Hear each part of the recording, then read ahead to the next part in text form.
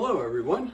Hope you're all surviving and are safe and well during this COVID-19 outbreak or pandemic. My prayers out for all of you and the whole world for that matter, to make sure that we all get through this together.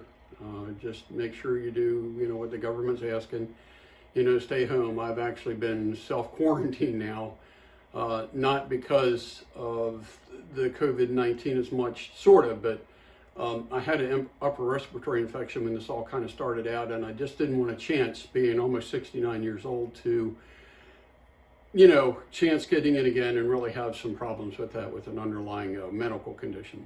So anyway, what I'm planning on doing today is give you a quick how-to on doing a Barrett Hill Touch Toggle. They are super simple.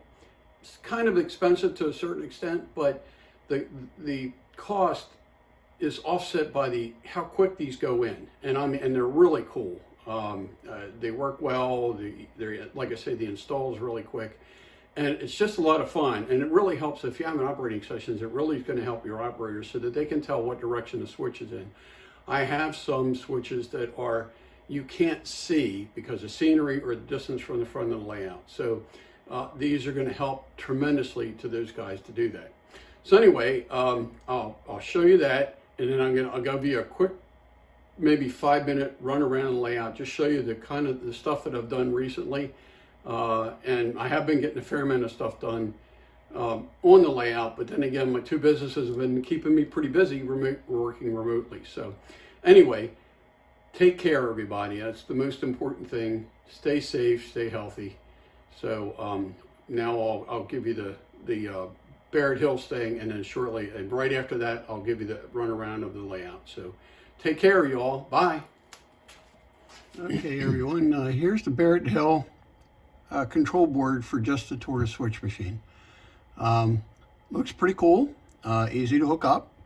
All you do is bring your two wires down to two terminals on that board, and you hook them up to your bus wire.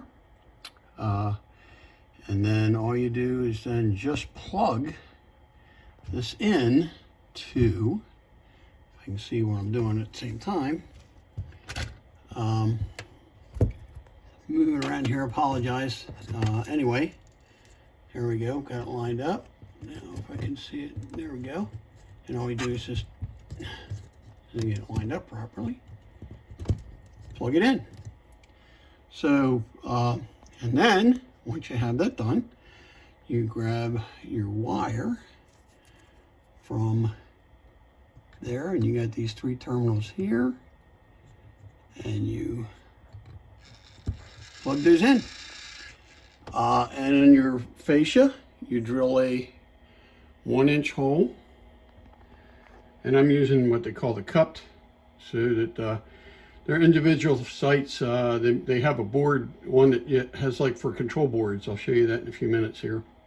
So anyway, as you can see, if I hit this, now it turns red and the switch machine throws. So you can set it up for whatever direction, routed or straight, that kind of stuff, or however you want it to be set up. And they come in a couple different color combinations. Pretty simple to do. And like I say, 5-10 minutes max for hooking it up.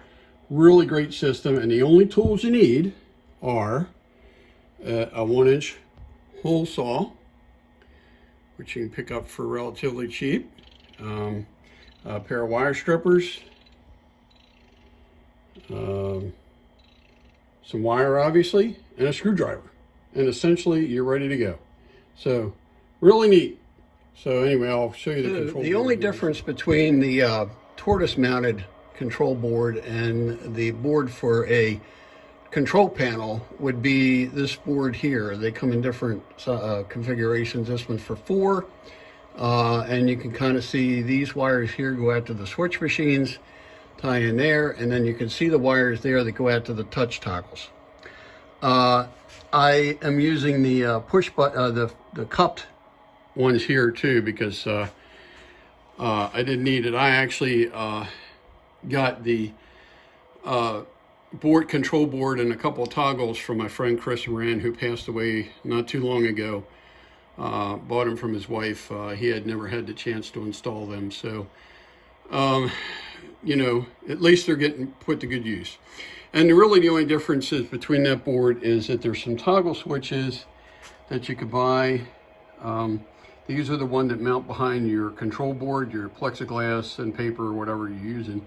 And they have a single that comes in a couple different color configurations, and two lights, two LEDs, which run in a different configuration, you know, red and yellow, red and green, green and blue, you know, red, that kind of stuff. So anyway, that's the only difference. Hook up a little bit differently, but I'm going to be using the tortoise mounted ones because there's only a few around the layout that I'll be doing that with.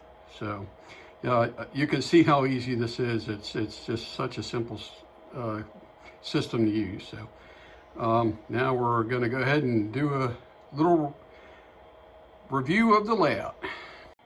So here I had changed the configuration of the structure. I've been playing around with it for quite a while, for trying to figure out what I want to do, as we all have that issue at times. So anyway, looking at what I had proposed in here originally, I realized it wasn't going to work. So I worked out I can get a semblance of a road in here, a parking lot. I may change that the tower tank back there to some kind of grain thing or something on that lines, and some kind of a loading facility for that.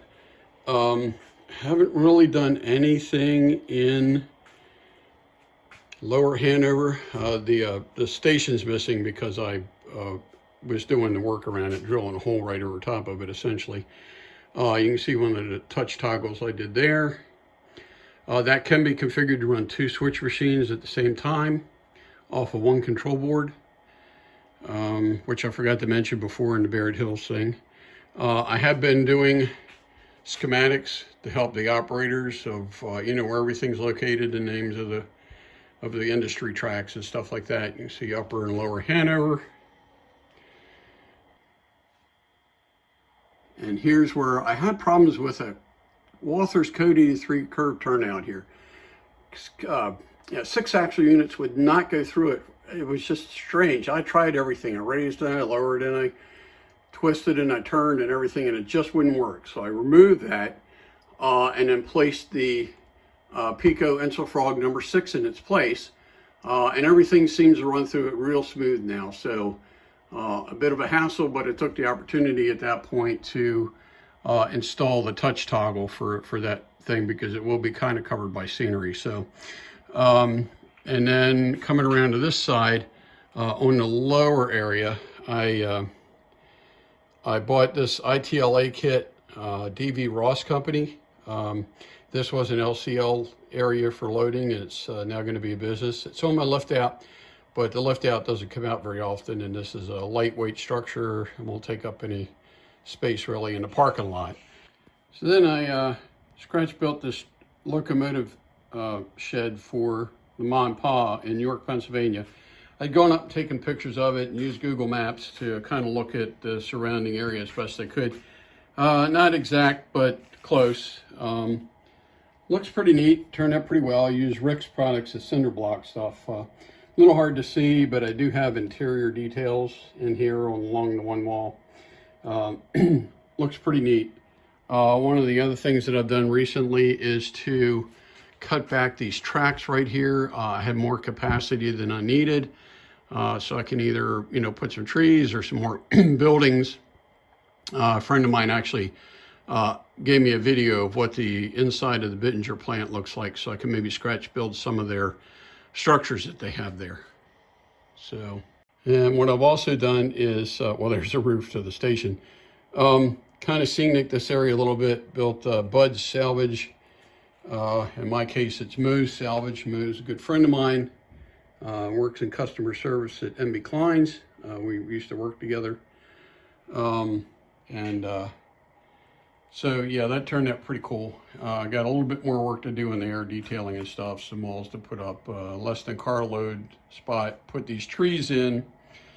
And then there's a potential for putting another industry in here.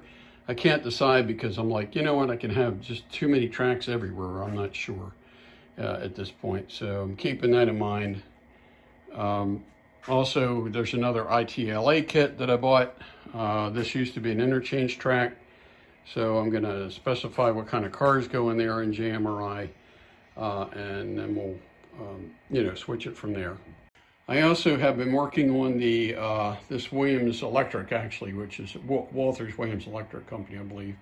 And actually, this is going to be two businesses in here. It's going to be Williams Firearms, who's a good friend of mine, and Shadow's Fire Apparatus. Shadow is a retired Baltimore County fire lieutenant and a great friend and model railroader. So, yeah, it's going to be a combined industry there. So, come around here, and I've been working on, there's another ITLA kit that I put back there just to kind of semi put it together before I painted it to get an idea where it was going to fit, how everything was going to go together. And then finally got around to, after 5 years or so, actually putting in the roadway sidewalks and things here on this underpass at New York. So that's actually taken shape, got to weather it a little bit. Now I've finished Eisen's plastics to a certain extent. I have some weathering to do, added some lights, but I need to get those hooked up. All the wires are hanging down. I just haven't done it yet. And then a friend of mine gave me some Baltimore structures that he taken photographs of and mounted on foam core. So I'll try to incorporate those in the layout if I can. These are downtown deco false fronts.